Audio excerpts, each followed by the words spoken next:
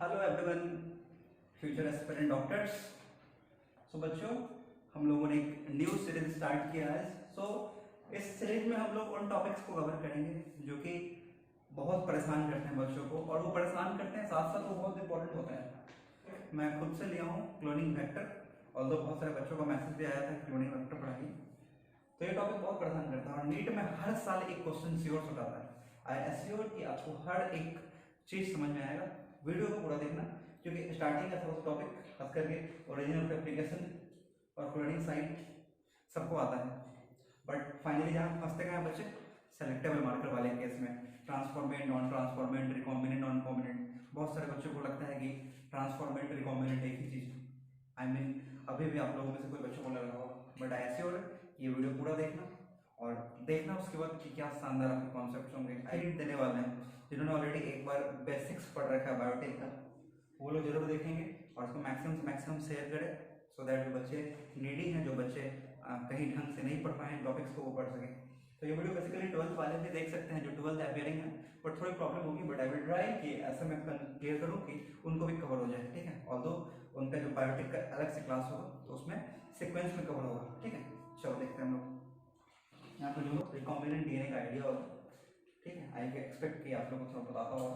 तो हम लोग करते क्या है, हम लोग बेसिकली सपोज करो डिजाइड डीएनए है और हम लोग कोई वेक्टर लिए और वेक्टर के हम लोग कट लगा के हम लोग इस डिजाइड डीएनए को यहाँ पर इंसर्ट किए, तो क्या बन गया बताओ। अब जो नया स्ट्रक्चर बना वो हो गया आपका रिकॉम्बिनेंट डीएनए। तो ये क्या बन गया आपका रिकॉम्बिनेंट डीएनए, और इस रिकॉम्बिनेंट डीएनए को होस्ट में डाल दी। क्यों? क्योंकि होस्ट में जाके वो मल्टीप्लाई करेगा। तो देखो बच्चों, ये जो स्ट्रक्चर है, ये स्ट्रक्चर जो कि आपके डिजायर्ड डीएनए या फॉरेन डीएनए को कैरी करता है, दे कॉल वेक्टर। ओके, तो ये वेक्टर को हम लोग यूज करेंगे किसके लिए? क्लोनिंग के लिए। क्लोनिंग का मतलब किसी भी एक डिजायरेबल जीन का मल्टीपल कॉपीज बनाना, क्लोन्स बनाना, multiple same to same copies बनाना। देखो इम्पोर्टेंट आपको कि कोई भी डिजायर्ड डीएनए का, कोई डिजायर्ड डीएनए है तो कोई भी डिजायर्ड डीएनए को आपको मल्टीपल कॉपीज बनाना है, मतलब उसका क्लोन्स बनाना है। तो आप करते क्या हो, डायरेक्ट डिजायर्ड डीएनए को आप होस्ट में डाल नहीं सकते हो।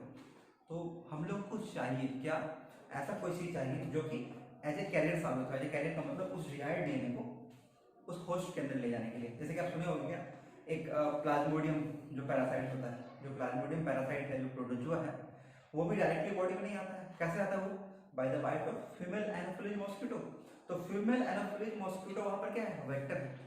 तो वो क्या कर रहा है, पैथोजेंस को अपनी बॉडी में ले जा रहा है, और तब जाके वो जो प्लाज्मोडियम है वो बॉडी में ग्रो करता है। ओके, तो वो जो डिजायर्ड डीएनए का सेगमेंट है बच्चों, उस डिजायर्ड डीएनए के सेगमेंट को हम लोग डायरेक्टली होस्ट के अंदर पुट नहीं कर सकते।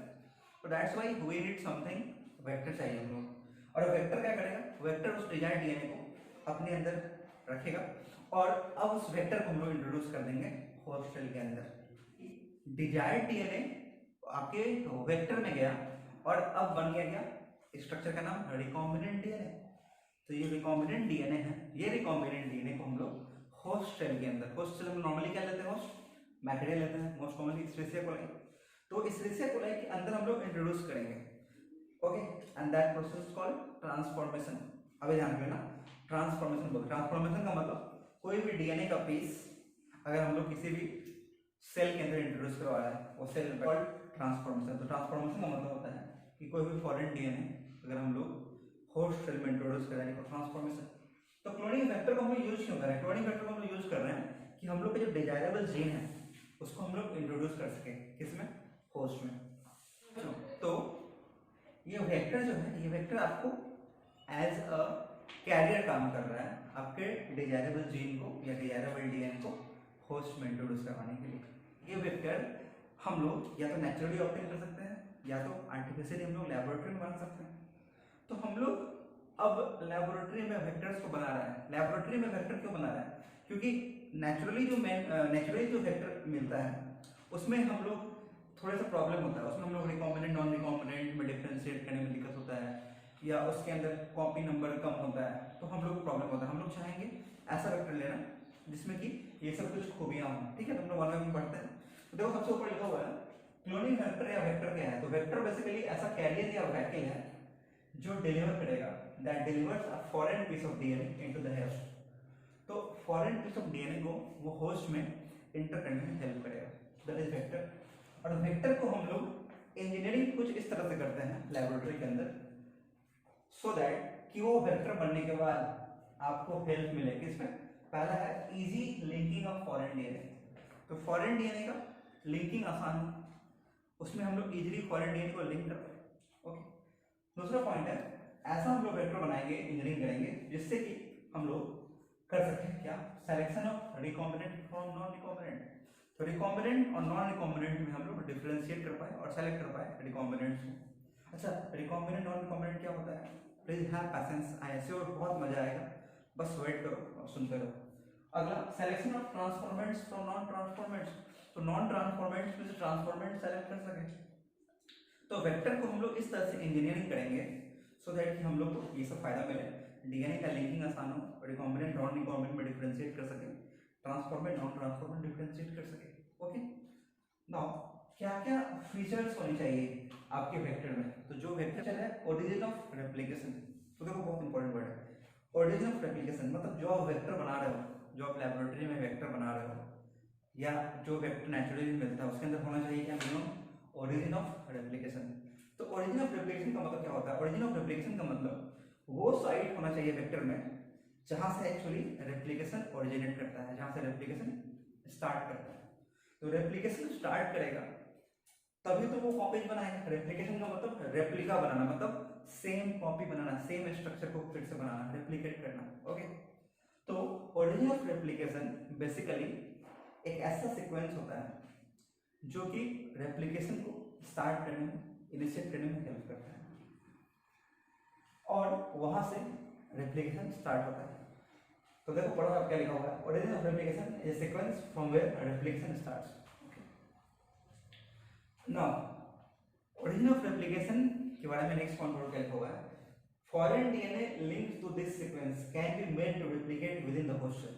तो कोई भी फॉरेन डीएनए, जैसे देखो यहीं पे एक वेक्टर बना हुआ है जो हम पढ़ेंगे, तो इस वेक्टर में क्या लिख रहा है, देखो ओआरआई दिख रहा है, ओरिजिन ऑफ रेप्लिकेशन।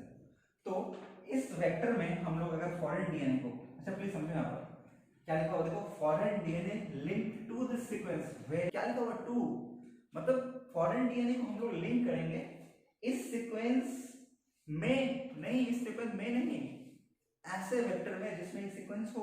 तो ओरिजिन ऑफ रेप्लिकेशन उस वेक्टर में होना चाहिए, उसके साथ लिंक करेंगे, उसमें नहीं। मतलब क्या होता है, बोलते हैं ना कि उस आदमी का उससे लिंक है, तो क्या होता है कि वो आदमी उसमें घुसा हुआ है, ऐसा नहीं ना, उस आदमी का उससे लिंक है, मतलब उसका कहीं ना कहीं लिंक है, मतलब कहीं ना कहीं एसोसिएटेड है। तो इसका मतलब हुआ, इसका मतलब ये हुआ कि हम लोग जो भी फॉरेन डीएनए इंसर्ट करेंगे इस वेक्टर में, तो उस वेक्टर के अंदर ओआरआई होना चाहिए, और हम लोग ओआरआई के साथ अगर इसको लिंक करेंगे कहीं पे भी, ओआरआई के अंदर नहीं ओआरआई के साथ, तभी जाके हम लोग उस फॉरेन डीएनए के मल्टीपल कॉपीज को बना पाएंगे। तो foreign DNA link to this sequence, ये टू वर्ड इंपॉर्टेंट है, लिंक इन नहीं है। अच्छा लिंक इन क्यों नहीं है ये भी सुन लो, अगर कोई आदमी ओआरआई में ही डाल दे क्या डिजायरेबल जीन, तो ओआरआई डिस्ट्रॉय हो जाएगा, और जब ओआरआई ही कट हो जाएगा तो रेप्लिकेशन स्टार्ट नहीं हो पाएगा, रेप्लिकेशन ही नहीं हो पाएगा। ओके, तो ये बहुत इंपॉर्टेंट क्वेश्चन है, कभी कभी आ सकता है। तो कोई अगर इंसान ओआरआई के अंदर ही क्या लगा दे डिजायर्ड डीएनए, तो उस वजह से क्या होगा, उस वजह से आपका रेप्लिकेशन स्टार्ट ही नहीं हो पाएगा। क्योंकि अगर मान लो कुछ यहाँ पे इंसर्ट करते हो, तो कुछ भी इंसर्ट करने का मतलब क्या होता है, इंसर्ट करने का मतलब कि अब ये ओआरआई नहीं आता, यहाँ पर डिजायर्ड डीएनए आ गया, तो ओआरआई का जो फंक्शन है, नॉर्मल फंक्शन, वो डिस्टर्ब हो जाएगा, वो डैमेज हो जाएगा। तो ओआरआई अगर डैमेज कर दोगे तो आप रेप्लिकेशन स्टार्ट नहीं कर पाओगे। क्लियर ना। ओरिजिन ऑफ रेप्लिकेशन क्रोमोसोम्स में भी होता है, ओरिजिन ऑफ रेप्लिकेशन क्रोमोसोम्स के अंदर होता है। तो बहुत कि कोई भी अगर फॉरेन या एलियन डीएनए आप किसी भी होस्ट सेल में इंट्रोड्यूस करवाते हो, तो उसकी क्या फेट, उसकी क्या किस्मत हो सकती है, तो किस्मत हो सकता है मोस्ट ऑफ द टाइम ये जो फॉरेन डीएनए आप इंसर्ट करोगे वो अपने आप को रेप्लिकेट नहीं कर पाएगा, बट वो रेप्लिकेट तभी कर पाएगा जब उसको हम लोग उस सेल के जीनोम में अटैच कर दें, इंटीग्रेट कर दें जीनोम के साथ। जीनोम का मतलब उसका जो जेनेटिक कंस्टिट्यूशन है, उसके जो क्रोमोसोम्स, क्यों है, क्योंकि क्रोमोसोम के अंदर होता है ओरिजिन ऑफ रेप्लिकेशन। तो अनलेस एंड अनटिल कोई भी desirable DNA origin of replication के साथ अटैच ना हो, के साथ लिंक ना हो, वो रेप्लिकेट नहीं कर सकता। और ओरिजिन ऑफ रेप्लिकेशन कहाँ मिलता है, क्रोमोसोम्स में। तो तो ओरिजिन ऑफ रेप्लिकेशन क्रोमोसोम में मिलेगा। क्रोमोसोम की प्रॉपर्टी होती है आपको पता होगा, पढ़े होगे आप सेल बायोलॉजी। तो क्रोमोसोम्स डबल होते हैं और फिर डिवाइड कर जाते हैं, आप पढ़े होगे माइटोसिस मेयोसिस। ओके चलो, तो ओरिजिन ऑफ रेप्लिकेशन क्रोमोसोम में मिलता है। ये एक बैक्टीरिया है, तो इस बैक्टीरिया के अंदर ये सपोज करो कि इस बैक्टीरिया का ये अपना जेनेटिक मटेरियल है, इस बैक्टीरिया का अपना जेनेटिक मटेरियल है। ओके, तो बैक्टीरिया के अंदर apart from its own genetic material हम लोग देखते क्या है, हम लोग देखते हैं we see something which is double stranded spherical, और जो होता है self autonomous, we see double stranded self replicating autonomous extra chromosomal DNA, and that DNA is called plasmid. तो ये भी एक्स्ट्रा क्रोमोसोमल है और ये भी डीएनए है, तो इसके अंदर भी क्या है, ओरिजिन ऑफ रेप्लिकेशन है। तो प्लाज्मिड भी एक तरह का डीएनए है, और इस डीएनए के अंदर क्या होगा, इस डीएनए के अंदर भी होगा ओरिजिन ऑफ रेप्लिकेशन। अच्छा, आपको ये तो पता होगा डीएनए के सुपर कॉन्डेंसेशन से ही बनता है क्या, क्रोमोसोम, पढ़े होगे ना।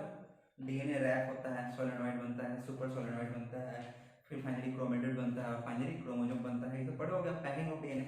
तो कहने का मतलब क्या होगा, कहने का मतलब होगा कि जो प्लाज्मिड है, मतलब इस बैक्टीरिया के अंदर जो एक्स्ट्रा क्रोमोसोमल ये जो डबल स्टैंडर्ड सर्कुलर मटेरियल दिख रहा है, ये क्या है, प्लाज्मिड है, और इसके अंदर क्या मिलता है, ओरिजिन ऑफ रेप्लिकेशन।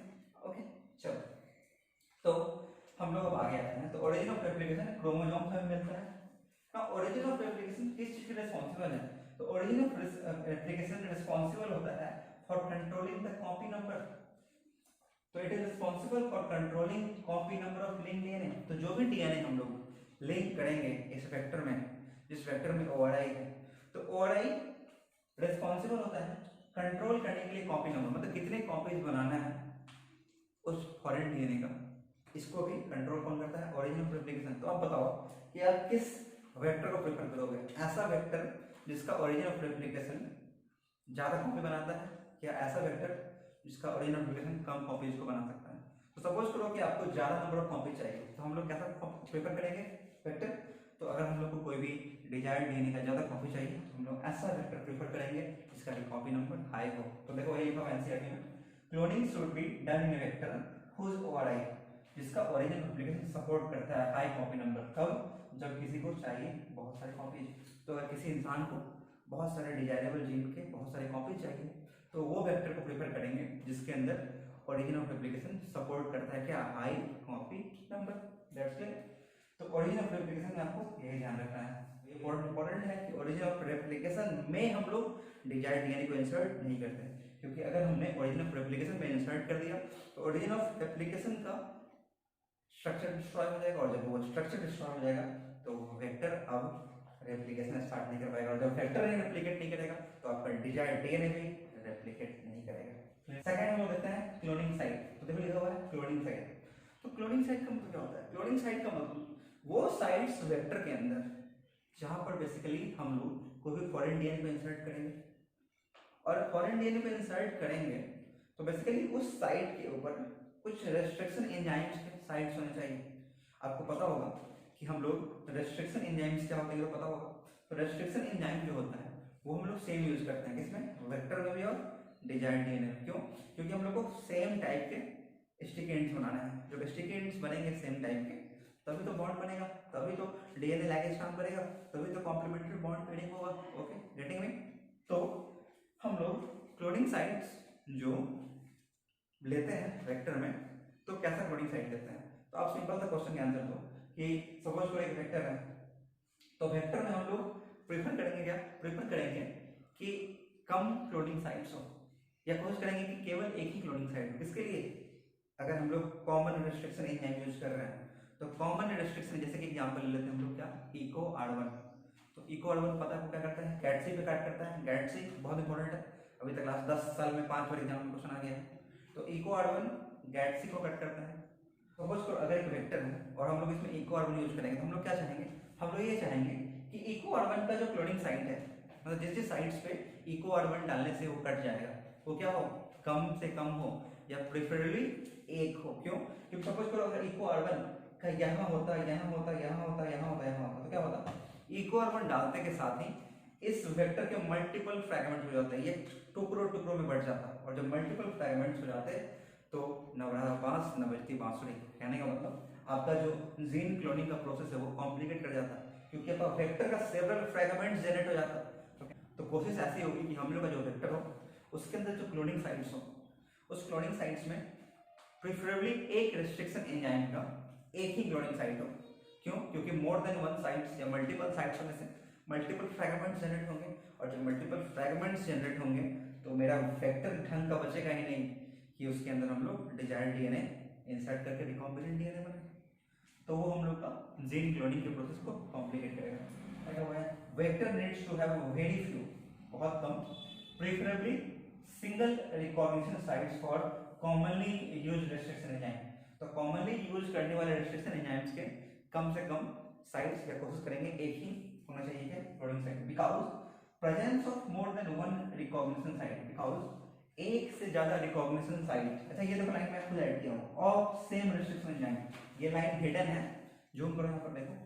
तो presence of more than one recognition site of same restriction enzyme, अगर सेम रेस्ट्रिक्शन एंजाइम का more than one recognition site या more than one cloning site होगा तो प्रॉब्लम क्या होगा? तो टुकड़ों टुकड़ों में आपका वेक्टर बढ़ जाएगा और ज्यादा सेवरल फ्रैगमेंट्स जनरेट हो जाएंगे, और जब बहुत ज्यादा सेवरल फ्रैगमेंट्स जनरेट हो जाएंगे तो it will complicate the gene cloning. तो ये समझ में आता है। पर बोला कि सर यहाँ पर तो हम लोग को बहुत सारा दिख रहा है क्या cloning site, yes cloning site दिख रहा है बहुत सारा, बट यहाँ पर क्या है, ये एक रिस्ट्रिक्शन एंजाइम का नहीं, ये डिफरेंट का है, और ये भी एक प्रेफरेंस होगा हम लोगों का। तो प्रेफरेंस दो है, पहला प्रेफरेंस क्या है, एक रेस्ट्रिक्शन एंजाइम का एक क्लोनिंग साइट हो, कम हो, मोस्ट प्रेफरेबली एक हो, या बहुत सारे रेस्ट्रिक्शन एंजाइम का रेस्ट्रिक्शन साइट हो वो भी एक ही एक हो। तो देखो नीचे लिखा हुआ है different cloning site for different restriction enzyme, और ये भी प्रेफरेबली वन, मतलब different cloning site for different restriction enzyme का मतलब क्या होगा, डिफरेंट रेस्ट्रिक्शन जैसे आप लिखा हुआ है PBU1 PST1 इकोआर1 क्लाय1 HIN3 BAMH1 SAL1 PBU2, तो डिफरेंट रेस्ट्रिक्शन एंजाइम्स हैं, और इन डिफरेंट रेस्ट्रिक्शन एंजाइम्स का डिफरेंट क्लोनिंग साइट है। तो इससे क्या फायदा होगा? इससे फायदा यही होगा कि अगर सपोज करो लैबोरेटरी के अंदर साल1 या BAMH1 नहीं है तो हम लोग PST1 से भी काम चला सकते हैं, PBU1 से भी काम चला सकते हैं। तो कहने का मतलब है कि लैबोरेटरी के अंदर सपोज करो रेस्ट्रिक्शन एंजाइम खत्म हो गया है तो उस केस में भी हम लोग रिकॉम्बिनेंट डीएनए टेक्नोलॉजी को कंटिन्यू कर सकते हैं, ऐसा नहीं कि हम लोग को करना पड़ेगा काम। ओके, तो कहने का मतलब क्या होगा, एक रेस्ट्रिक्शन एंजाइम का प्रेफरेबली कम या एक साइड होना चाहिए, और डिफरेंट रेस्ट्रिक्शन एंजाइम का डिफरेंट साइड्स को चलेगा बट डिफरेंट साइड्स भी एक ही होना चाहिए। समझ रहे हो? कहने का मतलब है कि PBU1 साल1 BAMH1, तो देखो कहीं लिखा हुआ साल1 यहाँ भी साल1 यहाँ भी नहीं ना, PST1 तो PST1 से नहीं है, तो कहने का मतलब डिफरेंट रेस्ट्रिक्शन एंजाइम भी चलेगा बट उसके भी क्लोनिंग साइट्स जो होंगे वो भी प्रेफरेबली सिंगल होंगे। तो दोनों लाइन आंसर जाएगा एग्जाम में आएगा। तो वेक्टर को होना चाहिए very few preferably single recognition site for commonly used restriction enzyme, और दूसरा different cloning site या different recognition site for different restriction enzyme, but preferably यहाँ पर भी one, क्योंकि अगर different restriction enzymes के लिए different sites हो जाएंगे एक ही वेक्टर में, जैसे कि मान लो PST के लिए एक जगह दो जगह तीन जगह हो जाएगा तो फ्रैगमेंट ज्यादा हो जाएंगे। ओके, तो दैट इज। एक और फीचर है साइज। तो बताओ वेक्टर का साइज क्या होगा, ज्यादा छोटा या बड़ा? ऑब्वियसली छोटा, तो साइज हम लोग प्रेफरेबली स्मॉल लेंगे क्योंकि हम लोग इसको होस्ट सेल में एंटर करना है। तो अगर बड़ा वेक्टर होगा तो होस्ट सेल में एंटर होने में प्रॉब्लम होगी, तो साइज विल बी स्मॉल। तो देखो वेक्टर ऐसा होना चाहिए जिसके अंदर ओरिजिन ऑफ रेप्लिकेशन हो, जिसके अंदर सेलेक्टेबल मार्कर हो, क्लोनिंग साइट और साइज स्मॉल हो।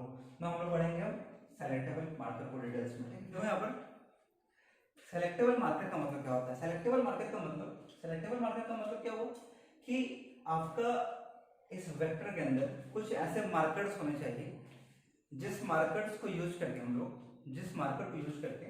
लोग डिफरेंशिएट कर पाएंगे दो तरह की चीजों में। पहला डिफरेंशिएट करेंगे हम लोग नॉन ट्रांसफॉर्मेंट्स और ट्रांसफॉर्मेंट में, और दूसरा तरीका डिफरेंशिएट करेंगे रिकॉम्बिनेंट्स एंड नॉन रिकॉम्बिनेंट में। तो देखो चारों वर्ड अलग है, चारों को समझते हैं। तो पढ़ो पर क्या लिखा होता है, सेलेक्टेबल मार्कर हेल्प करेगा हम लोग को आइडेंटिफाई करने में और आइडेंटिफाई करके एलिमिनेट करने में, किसको, नॉन ट्रांसफॉर्मेट को, और ट्रांसफॉर्मेट को ग्रोथ करने में। और फिर ट्रांसफॉर्मेट के बाद अब हम लोग को ये हेल्प करेगा, also it will help in finding recombinant and non recombinant. तो इस वेक्टर को देखते हैं। तो देखो बच्चों, इस वेक्टर का नाम है पीवीआर 322। तो पीवीआर 322 में क्या है, मतलब पी का मतलब plasmid, B and R scientist के नाम है। तो देखो बी का नाम बॉलिवर, आर से रोड्रिग्यूज, यहाँ फोकस करो। तो बॉलिवर एंड रोड्रिग्यूज दो साइंटिस्ट थे जो कि बी और आर में है। तो पी का मतलब प्लाज्मिड, और 322 क्या है, 322 जस्ट एक नंबर है। इस लेबोरेटरी में दूसरे कोई वेक्टर जो डिस्कवर हुए होंगे उससे डिफरेंशिएट करने के लिए, लाइक इसका नंबर दे दिए रैंडमली 322, तो मतलब दूसरा वेक्टर डिस्कवर होगा तो 322 के अलावा उसका कोई नंबर पड़ेगा। ओके, तो इस पीवीआर 322 का साइज कितना होता है, साइज इसका 4.3 kilo base. Okay, 4.3 kilo base use हुए हैं इसको बनाने में। ओके, चलो हम देखते हैं हम लोग। तो इस वेक्टर को पहले ध्यान से देखो। तो इसमें कुछ दिख रहा है, क्या दिख रहा है, हम लोग को दिख रहा है एक ओआरआई, ओआरआई के बारे में हम लोग पढ़ लिए हैं। ओआरआई का मतलब ओरिजिन ऑफ रेप्लिकेशन।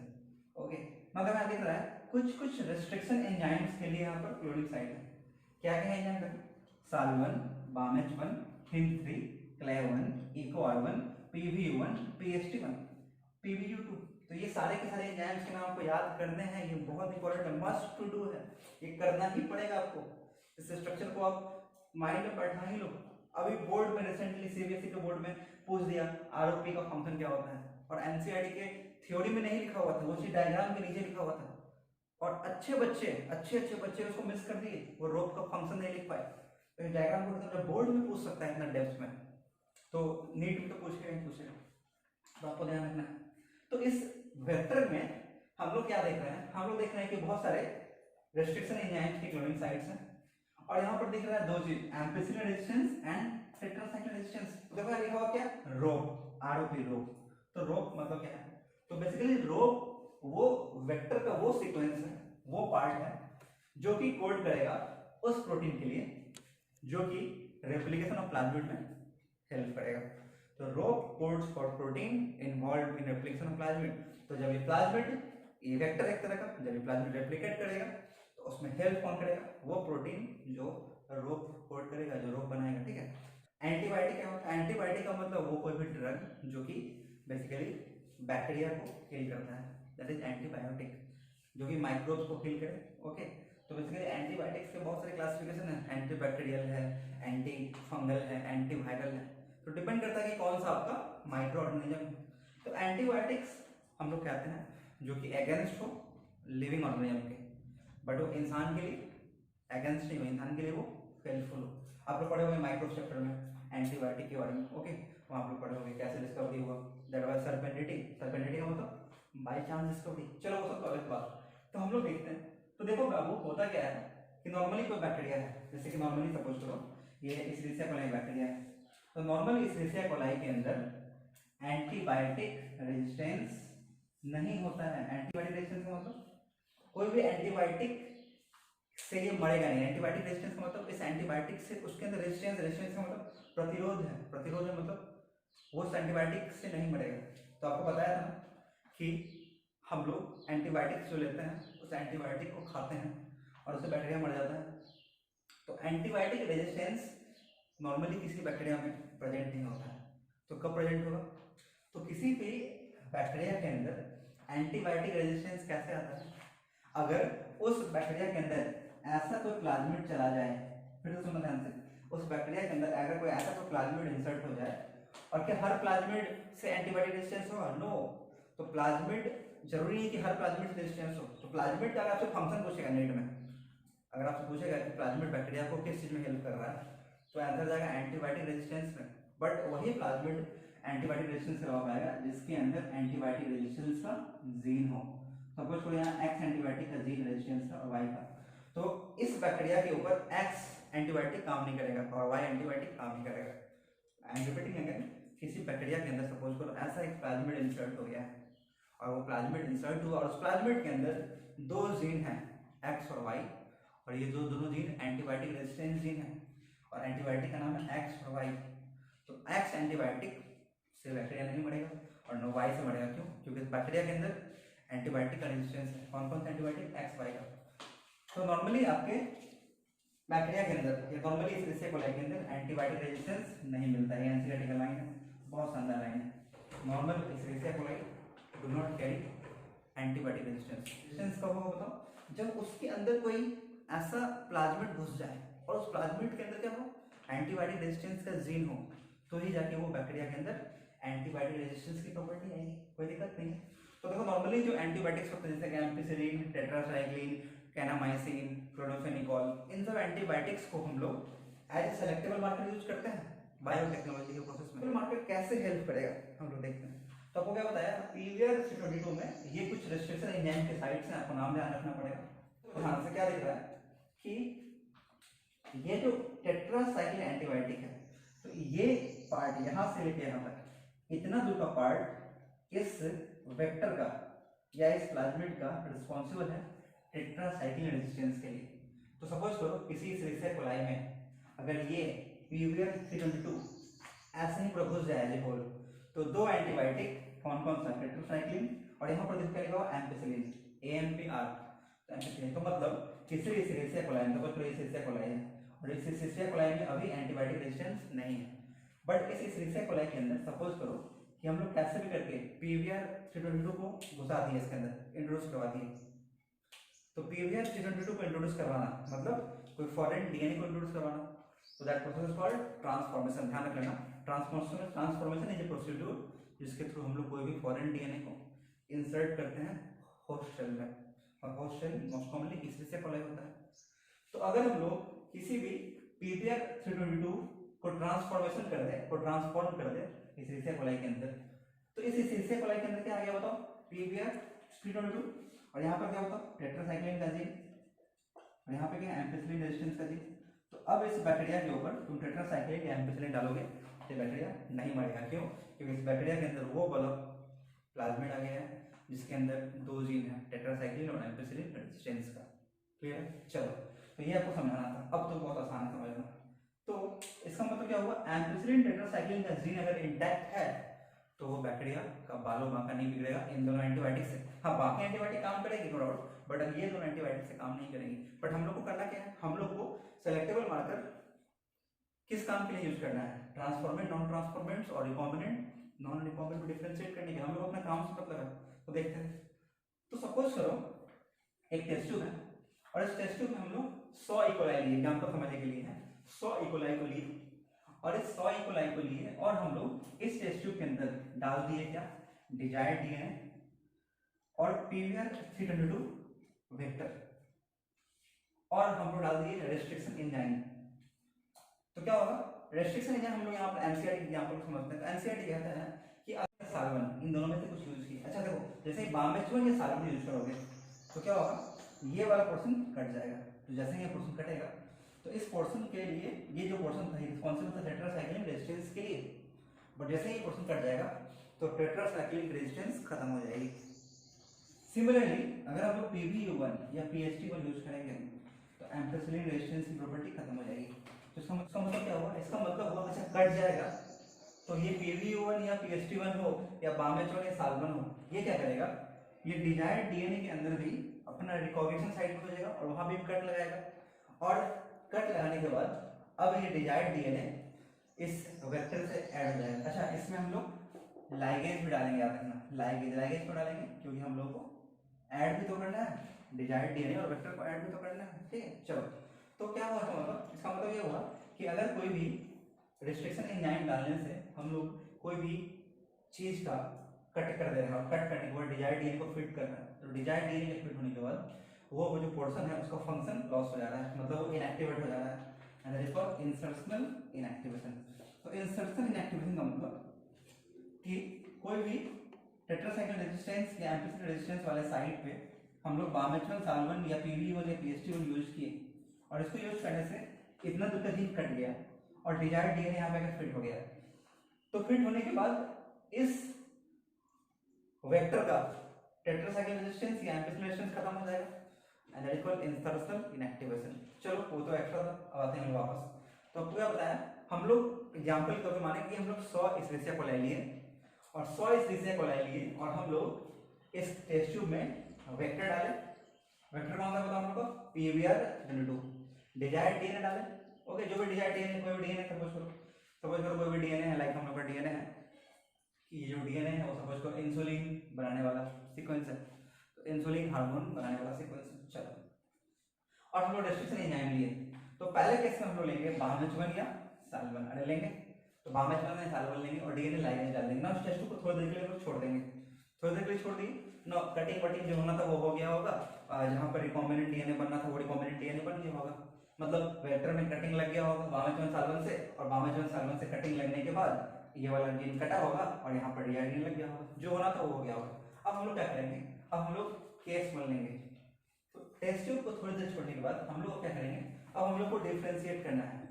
तो पहला हम लोग डिफरेंशिएट करेंगे, differentiate between transformants and non transformant. देखो टी मतलब ट्रांसफॉर्मेंट है, नॉन ट्रांसफॉर्मेंट एंटी, ज्यादा लंबा इसलिए हम लोग शॉर्ट में लिख रहे हैं। तो हम लोग पहले स्टेज में डिफरेंशिएट करेंगे ट्रांसफॉर्मेंट एंड नॉन ट्रांसफॉर्मेंट। तो अब क्या होता है, ट्रांसफॉर्मेंट हम लोग उसको बोलेंगे, उस एस्चेरिचिया कोलाई को हम लोग ट्रांसफॉर्मेंट बोलेंगे, या उस एस्चेरिचिया कोलाई में ट्रांसफॉर्मेशन हुआ है बोलेंगे जिसके अंदर ये वेक्टर इंसर्ट हो गया हो।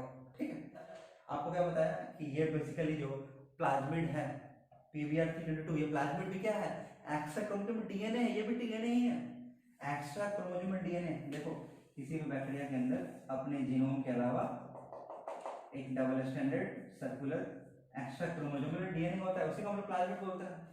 तो पॉसिबिलिटी अब दो हो सकती है। पहली पॉसिबिलिटी हो सकती है कि इन 100 एस्चेरिचिया कोलाई के अंदर वेक्टर गया होगा। तो इन 100 में पहली पॉसिबिलिटी हम लोग मानते हैं कि सपोज करो 80 में वेक्टर गया है। 80 ऐसा देखो, जरूरी नहीं कि 100 के 100 एस्चेरिचिया कोलाई वेक्टर चला जाए, क्योंकि वेक्टर को इंसर्ट करना बहुत आसान चीज नहीं है। जरूरी नहीं कि सारा के सारा एस्चेरिचिया कोलाई अलाउ कर दे कि आप तुम्हें अंदर घुस जाए। तो सपोज पहले इंस्टेंस में 100 एस्चेरिचिया कोलाई में 80 एस्चेरिचिया कोलाई में मान लो वेक्टर गया और 20 में नहीं गया, एग्जांपल है। तो अब फर्स्ट स्टेज में जो 80 में गया वो 80 क्या हो गया, जिसमें 80 में गया वो क्या हो गया बताओ, ट्रांसफॉर्मेंट हो गया, और जो 20 में नहीं गया वो क्या हो गया, नॉन ट्रांसफॉर्मेंट। तो हम लोग को फर्स्ट स्टेज में चेक करना है ट्रांसफॉर्मेंट और नॉन ट्रांसफॉर्मेंट के बीच। तो देखो ट्रिक होता है, हम लोग बामेचवन या साल्वन यूज किए हैं, तो बामेचवन या साल्वन दोनों में से कुछ भी यूज करोगे तो टेट्रासाइक्लिन का जीन कट जाएगा, टेट्रासाइक्लिन का जीन कट जाएगा। एम्पिसिलिन तो इंटैक्ट रहेगा ना, एम्पिसिलिन इंटैक्ट। और दूसरी बात क्या होता है आपको, नॉर्मल एस्चेरिचिया कोलाई में कोई भी एंटीबायोटिक रेजिस्टेंस नहीं होता, मतलब इस बेस में, जिस बेस में वेक्टर नहीं घुसा होगा उस बेस में ना एम्पिसिलिन वाला जीन गया ना टेट्रासाइक्लिन मिला। क्यों, क्योंकि वेक्टर ही नहीं गया। लेकिन उस 80 में ट्रांसफॉर्मेशन हुआ, तो उस 80 के अंदर वेक्टर चला गया और वेक्टर गया, तो उसमें एम्पिसिलिन का भी जीन है और टेट्रासाइक्लिन का भी जीन है। हाँ, भले ही हो सकता है कि इसमें टेट्रासाइक्लिन कट गया हो गया, वो आगे देखेंगे। तो पहले स्टेज में हम लोग क्या करेंगे, पहले स्टेज में हम लोग डिफरेंशिएट करेंगे ट्रांसफॉर्मेंट और नॉन ट्रांसफॉर्मेंट का। तो हम लोग क्या करेंगे, हम लोग इस सारे के सारे बैक्टीरिया को एक प्लेट पर डाल देंगे और उस प्लेट में हम लोग डालेंगे एम्पिसिलिन एंटीबायोटिक। तो एम्पिसिलिन एंटीबायोटिक कंटेनिंग मीडियम, तो देखो रेड रेड दिख रहा है बैकग्राउंड में, तो रेड रेड है वो एम्पिसिलिन एंटीबायोटिक। तो एम्पिसिलिन एंटीबायोटिक हम लोग इस प्लेट पर फैला देंगे और इस पर हम लोग बैक्टीरिया की कॉलोनी को गिरा देंगे। थोड़ी देर में क्या देखेंगे हम लोग, थोड़ी देर में देखेंगे कि इस कॉलोनी में से 20 मर गया, 20 बैक्टीरिया मर रहा है और 80 जिंदा है। तो इसका मतलब क्या हुआ, इसका मतलब वही बैक्टीरिया मर रहा है जो क्या है, नॉन ट्रांसफॉर्मेंट। कहने का मतलब देखो, ये एस्चेरिचिया कोलाई है, एस्चेरिचिया कोलाई के अंदर अगर कुछ भी घुसेगा, मतलब एस्चेरिचिया कोलाई के अंदर अगर वेक्टर घुस जाएगा तो वेक्टर के अंदर एम्पिसिलिन और टेट्रासाइक्लिन है तो वो जिंदा रह जाएगा। लेकिन अगर इस वेक्टर के अंदर लेकिन अगर इस एस्चेरिचिया कोलाई के अंदर वेक्टर नहीं घुसा है, इसका मतलब एस्चेरिचिया कोलाई कैसा है, नॉन ट्रांसफॉर्मेंट, तो ये एम्पिसिलिन एंटीबायोटिक में मर जाएगा। तो देखो जो 20 मर गया वो क्या है, वो नॉन ट्रांसफॉर्मेंट है। अब बाकी जो गोला गोला जो जिंदा है वो क्या है, जिंदा है, तो वो क्या है, ट्रांसफॉर्मेंट। अच्छा, यहाँ पर फिर से दो पॉसिबिलिटी है, तो 80 क्या हो गया, ट्रांसफॉर्मेंट। तो 80 एस्चेरिचिया कोलाई ट्रांसफॉर्म, मतलब 80 एस्चेरिचिया कोलाई का घुसा है, 80 एस्चेरिचिया कोलाई के अंदर जो वेक्टर घुसा है, ये वेक्टर दो तरह का हो सकता है। पहला ऐसा वेक्टर जिसके अंदर रिकॉम्बिनेशन हुआ, वेक्टर के अंदर रिकॉम्बिनेशन मतलब बामेचवन साल्वन जो डाले होंगे तो ये पोर्शन कटा होगा और डिजायर्ड डीएनए आके यहाँ पर फिट कर दिया होगा, तो वो कैसे हो जाएंगे, रिकॉम्बिनेंट्स वाले। और जिसके अंदर सिर्फ वेक्टर गया होगा और रिकॉम्बिनेशन नहीं हुआ वो क्या है, नॉन रिकॉम्बिनेंट। तो सेकंड स्टेज में इन 80 में हम लोग को रिकॉम्बिनेंट्स एंड नॉन रिकॉम्बिनेंट्स अंतर बताना है। तो ये 80 हो सकते हैं या तो रिकॉम्बिनेंट या तो नॉन रिकॉम्बिनेंट। तो हम लोग को सेकंड स्टेज में डिफरेंशिएट करना है किसके किसके बीच, रिकॉम्बिनेंट्स और नॉन रिकॉम्बिनेंट्स के बीच। रिकॉम्बिनेंट्स का मतलब जिसमें रिकॉम्बिनेशन हुआ है, जिसमें रिकॉम्बिनेंट डीएनए बना है, इन शॉर्ट समझो, रिकॉम्बिनेंट डीएनए बना रिकॉम्बिनेंट्स, और अगर रिकॉम्बिनेंट डीएनए नहीं बना तो वो नॉन रिकॉम्बिनेंट्स। तो इन 80 को हम लोग अब क्या करेंगे, अच्छा हम लोग फर्स्ट स्टेज में बामेजवन या साल्वन यूज किए। जब बामेजवन साल्वन यूज किए तो हम लोग एम्पिसिलिन पे ग्रो किए। यहाँ पे साल्वन डालने से ये जीन अगर आपका कट गया होगा, अगर ये जीन कट गया होगा सपोज को, और ये जीन कटने के बाद यहाँ पर आपका डिजायर्ड डीएनए आ गया होगा, तो बताओ क्या हो गया होगा। तो अगर ये जीन कट गया होगा तो टेट्रासाइक्लिन रेजिस्टेंस खत्म हो गया। तो पढ़ाया था इंटरेक्शन एक्टिवेशन। तो अगर यहाँ पर आपका कटिंग हुआ होगा और कटिंग होने से के बाद डिजायर्ड डीएनए फिट हो गया होगा, तो ये क्या हो जाएगा, रिकॉम्बिनेंट। और जैसे रिकॉम्बिनेंट हो जाएगा तो टेट्रासाइक्लिन रेजिस्टेंस का जो रेजिस्टेंस का प्रॉपर्टी वो खत्म हो जाएगा। इसका मतलब क्या हुआ, इसका मतलब जो रिकॉम्बिनेंट हो गए होंगे वो टेट्रासाइक्लिन में ग्रो नहीं करेंगे। समझ में आया। तो इस स्टेज में डिफरेंशिएट कर लिए, 80 में कुछ रिकॉम्बिनेंट होंगे और कुछ नॉन रिकॉम्बिनेंट होंगे।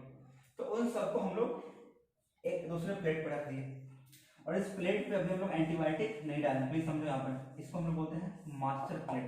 अच्छा मास्टर प्लेट में क्या है, इस मास्टर प्लेट में वो 80 बैक्टीरिया है, और ये 80 बैक्टीरिया हो सकता है या तो रिकॉम्बिनेंट या तो नॉन रिकॉम्बिनेंट, यही तो हम लोग पहचानना है। अब हम लोग क्या करेंगे, इस मास्टर प्लेट के ऊपर वेलवेट पेपर चिपकाएंगे। ऐसा समझ सकते हो कि जैसे कि सपोज करो ये मेरा मास्टर प्लेट है और इसके ऊपर कॉलोनीज है, मास्टर प्लेट के ऊपर कॉलोनीज है, कॉलोनीज नंबर 1 2 3 4। हम लोग क्या करेंगे, इसके ऊपर फर्मली प्रेस करेंगे एक दूसरे पेज को, और इसको प्रेस करके चिपकाएंगे। और इसे चिपकाएंगे हम लोग क्या देखेंगे, इस वाले पेज पे भी इम्प्रिंट्स आ जाएगा किसका, इस मास्टर प्लेट का। तो हम लोग नंबरिंग दे देंगे 1 2 3 4, यहाँ पे नंबरिंग दे देंगे। तो कहने का मतलब है कि मास्टर प्लेट के अंदर जो 80 है, ये 80 बैक्टीरिया हो सकता है या तो रिकॉम्बिनेंट या तो नॉन रिकॉम्बिनेंट। तो हम लोग क्या करेंगे, इस मास्टर प्लेट के ऊपर वेलवेट प्लेट चिपका के पहले बना लेंगे क्या, रेप्लिका। अच्छा रेप्लिका प्लेट क्यों बनाते हैं थोड़ी देर समझ में आ जाएगा। हम लोग एक रेप्लिका प्लेट बना लेंगे, और रेप्लिका प्लेट बना के हम लोग नंबरिंग कर लेंगे। तो देखो ये 1 है 2 है 3 4 5 6, यहाँ पे 1 2 3 4 5 6, और इस रेप्लिका प्लेट पे हम लोग डाल देंगे क्या, टेट्रासाइक्लिन एंटीबायोटिक। तो इस रेप्लिका प्लेट में हम लोग टेट्रासाइक्लिन एंटीबायोटिक डाल देंगे, और देखेंगे क्या थोड़ी देर में देखेंगे कि इस रेप्लिका की कॉलोनी 1 कॉलोनी 3 कॉलोनी 4 मर गई। कॉलोनी 1 कॉलोनी 3 कॉलोनी 4 मर रहा है, इसका मतलब कहीं ना कहीं इन तीनों कॉलोनीज में या इन तीनों बैक्टीरियल कॉलोनीज के अंदर ये जो टेट्रासाइक्लिन का जो जीन है ये कट गया है। तब तो ये टेट्रासाइक्लिन मर रहा है, क्योंकि अगर ये जीन इंटैक्ट होता और ये जीन में डिजायर्ड जीन नहीं घुसा होता तो क्या ये मरता, नहीं मरता।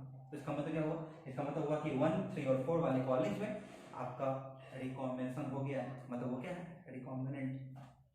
और ये रिकॉम्बिनेंट है, तो अब हम लोग इस रेप्लिका प्लेट से मास्टर प्लेट को कंपेयर करेंगे। अच्छा प्रॉब्लम क्या है, अगर ये बैक्टीरियल कॉलोनीज रेप्लिका प्लेट क्यों बनाए समझते हैं। रेप्लिका प्लेट इसलिए बनाए क्योंकि अगर ये चीज मास्टर प्लेट पे हो जाता तो हम लोग पछताते रहते। मतलब मेरा डिजायर्ड डीएनए, देखो ध्यान से देखना, मतलब मेरा डिजायर्ड डीएनए कहीं ना कहीं इस 1 3 और 4 में है, दिख रहा है ब्लैक कलर का डिजायर्ड डीएनए, और बाकी ब्लू वेक्टर है मान के चलो। इसका मतलब क्या हुआ कि मेरा डिजायर्ड डीएनए 1 3 4 में ही छिपा हुआ है। आया समझ में। तो इसका मतलब होगा कि ये 1 3 या 4 में मेरा डिजायर्ड डीएनए। तो अगर हम लोग डायरेक्टली मास्टर प्लेट पे टेट्रासाइक्लिन डालते तो मेरा डिजायर्ड जो कॉलोनी था वो डिजायर्ड कॉलोनी ही मर जाता। जब कॉलोनी मर जाता तो बैक्टीरिया मर जाता, जब बैक्टीरिया मर जाता तो बैक्टीरिया रेप्लिकेट करता क्या, कोई मरा हुआ सेल रेप्लिकेट करेगा नहीं ना, तो कोई मरा हुआ सेल रेप्लिकेट नहीं करेगा, तो मरा हुआ सेल रेप्लिकेट नहीं करेगा तो मेरा डिजायर्ड डीएनए का कॉपी फर्दर नहीं बनेगा। तो हम लोग कंपेयर किए कि 1 3 4 मरा, इसका मतलब 1 3 और 4 में ही कहीं ना कहीं मेरा क्या है, डिजायर्ड डीएनए छुपा है, और बाकी 2 5 6 ये क्या हो गए, ये हो गया आपके नॉन रिकॉम्बिनेंट्स। तो देखो 1 3 4 में अपना डिजायर्ड डीएनए या जीन ऑफ इंटरेस्ट छिपा है, और 1 3 4 को हम लोग सेपरेट कर लेंगे। 2 3 का कुछ काम है क्या, इसका कुछ काम है क्या, नहीं, इसका कुछ काम है क्या, नहीं। क्यों, क्योंकि इसके अंदर रिकॉम्बिनेशन नहीं हुआ है। ये सिर्फ वैसे वेक्टर्स हैं जो सिर्फ घुसा है फिर सेकुलाई में, बट इनके अंदर रिकॉम्बिनेशन नहीं हुआ है। तो मेरा डिजायर्ड डीएनए या जीन ऑफ इंटरेस्ट 1 3 और 4 में है, और 1 3 और 4 को हम लोग सेपरेट करेंगे और सेपरेट करके इसको हम लोग बायोरिएक्टर में डालेंगे और हम लोग जो हम लोग का जीन ऑफ इंटरेस्ट एग्जांपल क्या बताया था, इंसुलिन बनाने का जीन। तो इंसुलिन बनाने का जीन 134 में है, तो हम लोग 134 वाले बैक्टीरिया को लेंगे, बायोरिएक्टर में डालेंगे, वहाँ पर न्यूट्रिएंट देंगे, ऑक्सीजन देंगे, उसके अंदर सप्लाई करेंगे, पीएच मेंटेन करेंगे, टेम्परेचर मेंटेन करेंगे और हम लोग लार्ज स्केल प्रोडक्शन करेंगे किसका, इंसुलिन का, और उसको हम यूज करेंगे डायबिटिक पेशेंट्स में। तो कहने का मतलब वो यही है कि जब भी कोई एंजाइम यूज करते हैं उसके जस्ट अपोजिट को यूज करते हैं फर्स्ट स्टेज में, किसके लिए, ट्रांसफॉर्मेंट नॉन ट्रांसफॉर्मेंट के लिए। तो कहने का मतलब जब बामेच1 एंड सालोन यूज करेंगे तो फर्स्ट स्टेज में अपोजिट मतलब उसके अलावा जो जीन है उस एंटीबायोटिक को यूज करेंगे और डिफरेंस करेंगे ट्रांसफॉर्मेंट नॉन ट्रांसफॉर्मेंट के लिए। और एनसीईआरटी में एक बड़ा शानदार लाइन का आंसर दो, तो लिखा हुआ है in this process one antibiotic gene helps in differentiation of transformant non transformant. वो क्या है, अरे बोलो, वो है ampicillin. And another gene helps in differentiation of recombinant non, वो क्या है, टेट्रासाइक्लिन। आंसर समझ में आया, इसको रट के नहीं जाओगे। ये कब फॉलो हुआ, जब बामेच1 सालोन यूज किए तो एम्पिसिलिन को यूज किए ट्रांसफॉर्मेंट नॉन ट्रांसफॉर्मेंट के लिए और टेट्रासाइक्लिन को यूज किए रिकॉम्बिनेंट नॉन रिकॉम्बिनेंट के लिए। बट सपोज करो नीट क्वेश्चन पलट दिया और क्वेश्चन दिया कि PBU1 या PST1 हम लोग यूज किए, जब PBU1 या PST1 यूज करेंगे तो ट्रिक क्या लगाना आपको बोले थे, ट्रांसफॉर्मेंट नॉन ट्रांसफॉर्मेंट के लिए जस्ट अपोजिट को यूज करेंगे। तो जब PBU1 PST1 चूज करेंगे तो ये जीन कट जाएगा, तो फर्स्ट स्टेज हम लोग क्या करेंगे, ट्रांसफॉर्मेंट नॉन ट्रांसफॉर्मेंट करना चाहिए। तो हम लोग क्या करेंगे, टेट्रासाइक्लिन पहले पुट करेंगे ना, उसमें जो ग्रो कर जाएगा वो हो सकता है रिकॉम्बिनेंट या नॉन रिकॉम्बिनेंट। और अब हम लोग ग्रो करेंगे इसमें एम्पिसिलिन में, तो जो ग्रो कर जाएगा वो क्या है मेरा, जो ग्रो कर जाएगा वो नॉन रिकॉम्बिनेंट, जो ग्रो नहीं करेगा वो क्या है, रिकॉम्बिनेंट है। तो जो ग्रो नहीं करेगा उसको हम मास्टर प्लेट से कंपेयर करके उसकी कॉर्निश को बना लेंगे। समझ में आया। So this is all about the vector. तो देखो वेक्टर में आपको ये समझ में आ गया होगा, ठीक है। लेकिन प्रॉब्लम क्या है, प्रॉब्लम यही है कि इस प्रोसेस में काफी टाइम लगता है। क्यों, क्योंकि हम लोग 1 बाय 1 2 बार एंटीबायोटिक प्लेट में रखते हैं, एंटीबायोटिक महंगा है, टाइम टेकिंग है, डबल प्लेट्स यूज होता है। तो साइंटिस्ट लोग क्या किया, साइंटिस्ट लोग डिस्कवर किया ऐसा एक वेक्टर जो वेक्टर कलर के अकॉर्डिंग बता दे आपको कि रिकॉम्बिनेंट नॉन रिकॉम्बिनेंट कौन है। और तो PVR 22 के बाद एक नेक्स्ट वेक्टर आया जो कि कलर के अकॉर्डिंग बताता है और उसको हम लोग बोलते हैं क्या, PUC8। तो हम लोग PUC8 देखते हैं, उससे पहले हम लोग शॉर्ट में रिपीट कर लेते हैं। तो देखो 100 ऐसे लाइन में 80 में सपोज करो वेक्टर गया होगा और 20 में नहीं गया होगा, तो 80 क्या हो गया, ट्रांसफॉर्मेंट, और 20 क्या हो गया, नॉन ट्रांसफॉर्मेंट। नॉर्मल ऐसे लाइन में कोई एंटीबायोटिक रेजिस्टेंस नहीं होता है, तो वो 20 तो पहले स्टेज में ही मर जाएगा। बचेगा जो 80, वो 80 में जो वेक्टर गया वो वेक्टर हो सकता है दो तरह का, ऐसा वेक्टर जो सिर्फ वेक्टर हो और ऐसा वेक्टर जिसके अंदर रिकॉम्बिनेशन हो गया होगा। तो इसमें हो गया होगा रिकॉम्बिनेंट, और रिकॉम्बिनेशन अगर हो गया होगा इस साइड पे तो टेट्रासाइक्लिन का जीन कटेगा होगा। तो सेकंड स्टेज में रिकॉम्बिनेंट और नॉन रिकॉम्बिनेंट डिफरेंशिएट करेंगे। कैसे, हम लोग इसको डाल देंगे टेट्रासाइक्लिन मीडियम में। तो पहले मास्टर प्लेट से रेप्लिका प्लेट बनाएंगे और रेप्लिका प्लेट से कंपेयर करेंगे कि कॉलोनी नंबर 1, 3 एंड 4 मर गया, इसका मतलब कहीं ना कहीं मेरा डिजायर्ड DNA 1, 3 एंड 4 में है। तो 1, 3 एंड 4 को हम लोग एक्सट्रैक्ट करेंगे और बायोरिएक्टर में ग्रो करेंगे, बाकी को छोड़ देंगे, बाकी मेरे काम करेंगे। अब हम लोग पढ़ते हैं PUC8, ठीक है बच्चों। सो हम लोग PVR 32 में क्या देखे, प्रॉब्लम क्या था, उसमें प्रॉब्लम ये था कि वो थोड़ा कम्बरसम प्रोसेस था। कम्बरसम कहे तो वो थोड़ा सा कॉम्प्लिकेटेड था। क्यों, क्योंकि हम लोग को साइमल्टेनियसली दो बार एंटीबायोटिक प्लेट में डालना पड़ रहा था, टाइम लग रहा था, ऊपर से एंटीबायोटिक महंगा है। तो साइंटिस्ट लोग क्या किया, साइंटिस्ट लोग एक नया तरह का प्लाज्मिड बनाया जो कि कलर के बेसिस पर डिफरेंशिएट करने में हेल्प कर रहा था रिकॉम्बिनेंट नॉन रिकॉम्बिनेंट को। कलर के बेसिस पे, कलर के देखते हैं कैसे, तो कलर के बेसिस पे सिलेक्शन कर रहे हैं हम लोग इसका, रिकॉम्बिनेंट नॉन रिकॉम्बिनेंट का। So this is called blue white selection. Blue और व्हाइट दो कॉन्ट्रास्टिंग कलर के कारण हम लोग सेलेक्ट कर पाएंगे। तो देखो साइंटिस्ट लोग बनाया PUC8। तो देखो PUC8 में भी सेम है, P का मतलब प्लाज्मिड है और UC का मतलब है यूनिवर्सिटी ऑफ कैलिफोर्निया। तो यूनिवर्सिटी ऑफ कैलिफोर्निया के अंदर बनाया गया PUC8 को। तो PUC8 का आपको एक्स्ट्रा पॉइंट क्या रखना है, साइज इसका 2.75 किलो बेस। तो साइज इसका 2.7 किलो बेस और उसका कितना था 4.3 किलो बेस, इसका PVR 32। और दूसरा पॉइंट क्या है, इसका कॉपी नंबर ज्यादा है, इसका कॉपी नंबर है 500 to 700। तो 500 to 700 कॉपी बना देगा आपका डिजायर्ड DNA का बहुत जल्दी। तो 500 to 700 कॉपी बनाएगा, इसका कॉपी नंबर ज्यादा है। एक यूनिट टाइम के अंदर, ठीक है। चलो, तो इसमें डिफरेंशिएट हम लोग क्या किया, इसमें अच्छा पॉइंट हम लोग क्या किया कि साइंटिस्ट लोग क्या दिमाग लगाया कि एक एम्पिसिलिन का जीन तो रहने दिया, तो एक एम्पिसिलिन रेजिस्टेंस जीन है, और इस साइड क्या किया है वो, इस साइड वो एक lack Z gene artificially lack Z gene एक सिंथेसाइज किया। लैक जेड जीन आप लोग पढ़े होंगे, अगर आप लोग लैक ऑपरेंट पढ़े होंगे तो लैक ऑपरेंट होता है lac Z gene, lac Y and lac A gene होता है ना, तो 3 जीन होता है। तो लैक जेड जीन का फंक्शन है कि लैक जेड जीन एक एंजाइम बनाता है। लैक जेड जीन जब आपका ट्रांसक्राइब होगा और जब ट्रांसलेशन होगा तो उससे एंजाइम बनता है, देखो बीटा गैलेक्टोसाइडेज। और ये बीटा गैलेक्टोसाइडेज क्या करता है, बीटा गैलेक्टोसाइडेज लैक ऑपरेंट में जो पढ़ते हैं वो तो पढ़ेंगे ही, बट हम लोग यहाँ पर देख रहे हैं। तो बीटा गैलेक्टोसाइडेज का करता क्या है कि ये एक्स गल एक सबस्ट्रेट है जिसका नाम है एक्स गल, और एक्स गल is chromogenic substrate. Chromogenic substrate का मतलब, क्रोमोजेनिक का मतलब कलर प्रोड्यूस सबस्ट्रेट, तो एक्स गल एक कलर प्रोड्यूसिंग सबस्ट्रेट है। तो अगर बीटा गैलेक्टोसाइडेज एंजाइम एक्स गल सबस्ट्रेट पे पड़े और अगर बीटा गैलेक्टोसाइडेज एंजाइम बन रहा है तो इस एक्स गल सबस्ट्रेट को वो कन्वर्ट करता है in the blue colour colony.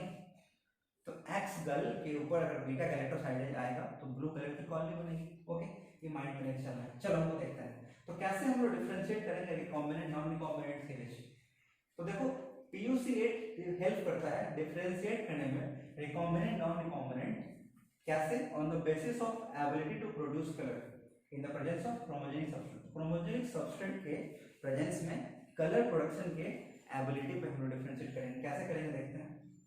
तो देखो हम लोग करेंगे क्या, सेम हम लोग वही काम की एक टेस्ट ट्यूब लिए, उस टेस्ट ट्यूब के अंदर हम लोग इस रिसेप्ट को लिए, ओके सपोज करो 100 इस रिसेप्ट को लिए, और उस टेस्ट ट्यूब के अंदर हम लोग वेक्टर लिए। वेक्टर कौन सा है यहाँ पर, PuC8, और हम लोग रेस्ट्रिक्शन एंजाइम लिए और डिजायर्ड डीएनए लिए, और हम लोग थोड़ी देर के लिए छोड़ देंगे और डीएनए लैगेज भी डाल देंगे क्योंकि ज्वाइन तो करना है। तो थोड़ी देर के बाद हम लोग क्या करेंगे, अब हम लोग ये एक्सपेक्ट करेंगे कि PuC8 के, अच्छा पहली बात देख लो यहाँ पर, इस लैक जेड जीन में जो लैक जेड जीन है, ये लैक जेड जीन कितने दूर में लैक जेड जीन है, इसी लैक जेड जीन में इस साइंटिस्ट ने कुछ रेस्ट्रिक्शन एंजाइम्स के रेस्ट्रिक्शन साइट्स को बना दिए, क्लोनिंग साइट्स को बना दिए। कौन कौन से देखो, इक्वार्बन, समा1, बामेज1, साल1, PHT1, हिंथ1। ये आपको याद नहीं करना है, मैं समझने के लिए बोल रहा हूँ।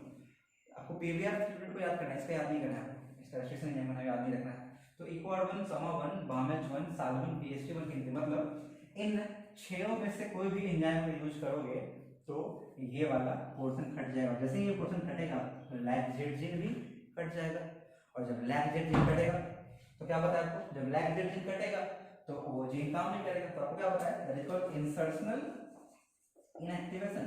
मतलब कोई भी चीज इनएक्टिवेट हो जाए कब, जब कोई चीज इंसर्ट हो जाए वहां पर।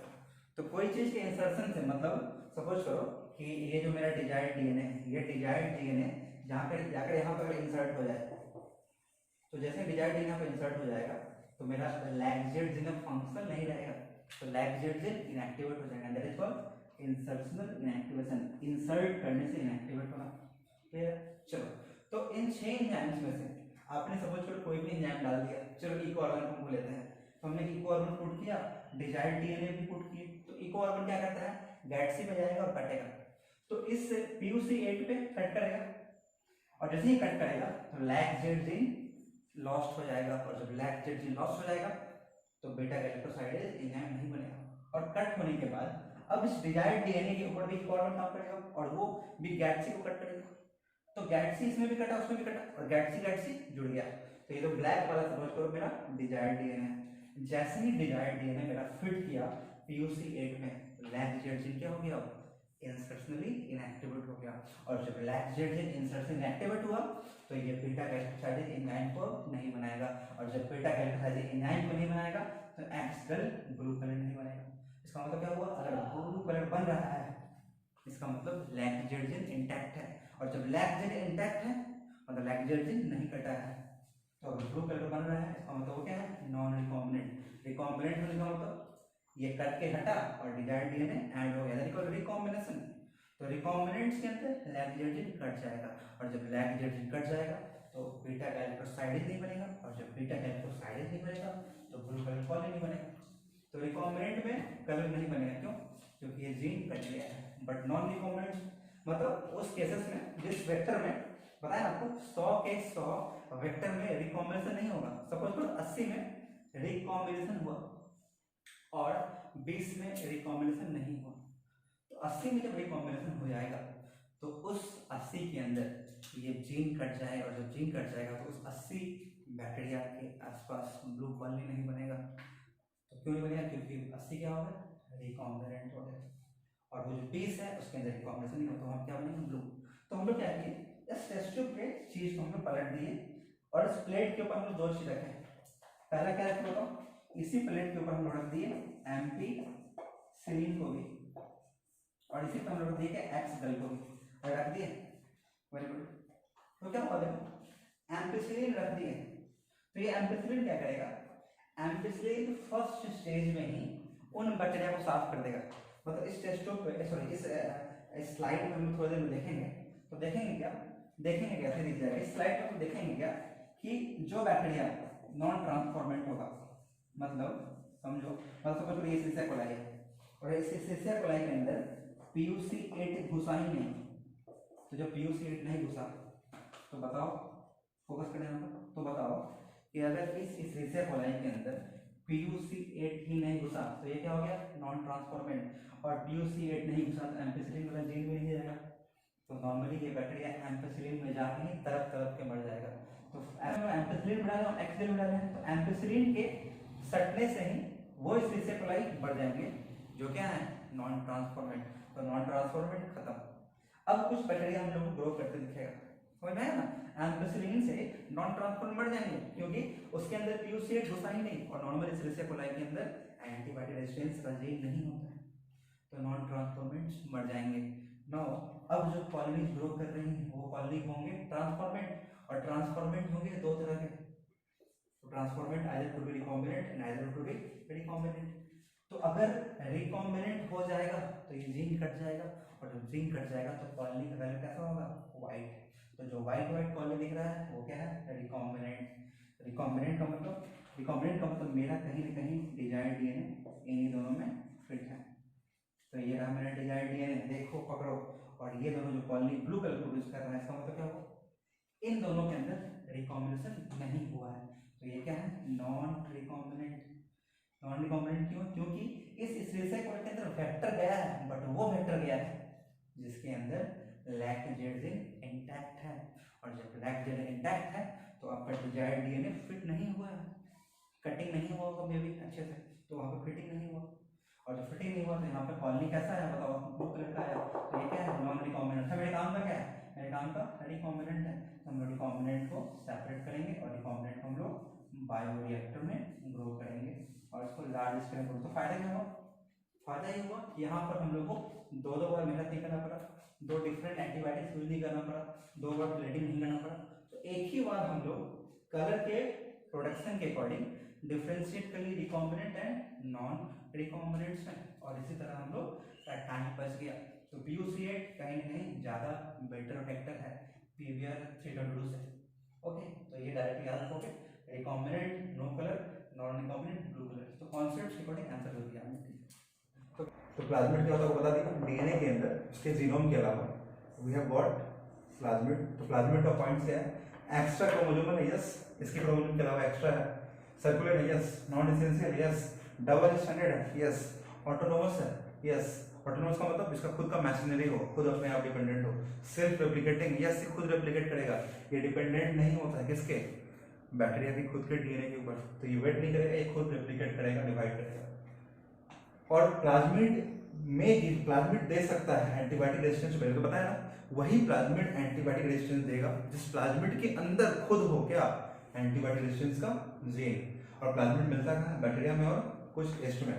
प्लाज्मिड का मिनिमम कैरिंग कैपेसिटी होता है, नीट 2019 में ही क्वेश्चन आया था। प्लाज्मिड का मिनिमम कैरिंग कैपेसिटी होता है और मोस्ट कॉमनली यूज करते हैं। सेकेंड वेक्टर है बैक्टीरियोफाज। बैक्टीरियोफाज क्या होता है? बैक्टीरियोफाज का मतलब पता नहीं होगा, ऐसे वायरस दैट इन्फेक्ट बैक्टीरिया। तो ऐसे वायरस जो बैक्टीरिया को इन्फेक्ट करते हैं, बैक्टीरियोफाज। और बैक्टीरियोफाज को क्यों यूज करते हैं? क्योंकि बैक्टीरियोफाज का होता है हाई कॉपी नंबर, काफी हाई। तो क्या होता है? Bacteriophage because of high copy number हम लोग उसको यूज करते हैं एज ए वेक्टर। फॉस्फेट याद रख लोगे।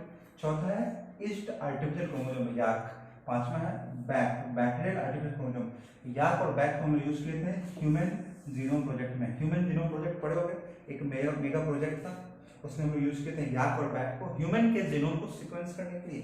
अगला है फ्रैगमेंट, अगला है ट्रांसपोजोन्स को फैक्टर यूज करते हैं। ट्रांसपोजोन्स को हम लोग जंपिंग जीन्स बोलते हैं और ट्रांसपोजोन्स हो जाता है मैक्लिंटॉक किस प्लांट में, मेज प्लांट में। तो ध्यान रखोगे, सारा कुछ इंपॉर्टेंट है। तो मेज ट्रांसपोजोन्स को हम लोग जंपिंग जीन बोलते हैं, मैक्लिंटॉक डिस्कवर किया था मेज प्लांट में। 8 Ti plasmid of Agrobacterium tumefaciens. Ti का मतलब ट्यूमर इंड्यूसिंग, टीआई का मतलब ट्यूमर इंड्यूसिंग, लिख लेना। Tumour inducing plasmid of Agrobacterium tumefaciens bacteria होता है जो कि डाइकोट प्लांट को इन्फेक्ट करता है और वहां पे जाके ट्यूमर कॉज करता है। क्राउन गुल, प्लांट ट्यूमर को क्राउन गुल, ठीक है, पढ़े होंगे आप लोग। और लास्ट है रेट्रोवायरस। रेट्रोवायरस एनिमल्स के लिए हम यूज करते हैं फैक्टर को। रेट्रोवायरस की खासियत होती है कि ये नॉर्मल सेल को कैंसरस सेल में कन्वर्ट करता है। तो रेट्रोवायरस हम लोग डिसआर्म करते हैं, उसको हम लोग यूज करते हैं एनिमल्स में एज ए वेक्टर, और रेट्रोवायरस नॉर्मल सेल्स को कैंसरस सेल में कन्वर्ट करता है। तो आई होप कि आपको ये वीडियो अच्छा लगा होगा वेक्टर का। तो एक क्वेश्चन श्योर शॉर्ट इस लेक्चर से है। आई विश कि आप लोग मैक्सिमम से मैक्सिमम शेयर करें और मैक्सिमम से मैक्सिमम सब्सक्रिप्शन बढ़ाएं, सो दैट कि हम लोग फर्दर टॉपिक्स की क्लास लगे। और जो भी टॉपिक्स आपको पढ़ना है प्लीज कमेंट बॉक्स में बताएं। थैंक्स।